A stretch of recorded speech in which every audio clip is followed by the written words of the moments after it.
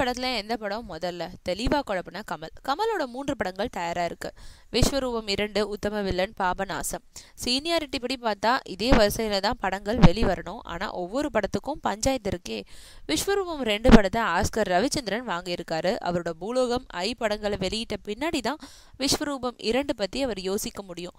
ஐ படத்தை வாங்க நான் நீனு போட்டி போடும் படத்தோட ரிலீஸ் தேதியை அறிவிக்காம காலம் கடத்துறாரு. அவர் விஸ்வரூபம் 2 படத்தை எவ்வளவு தூரம் இழுத்தடிப்பாருன்றது கற்பனைக்கு அப்பாற்பட்டது. உத்தம வில்லன் முதல்ல வரலான்றதே எல்லாருடைய கணிப்பு. இது பத்தி தனியார் தொலைக்காட்சிக்கு பேட்டியளிச்ச கமல் 3 படங்கள்ல உத்தம வில்லனும் பாபநாசமும் முழுமையா முடிஞ்சு ரிலீஸுக்கு தயாரா இருக்கணும். விஸ்வரூபம் 2 படத்துல மட்டும் சில வேலைகள் பாக்கி இருக்கிறதாகவும் சொன்னாரு.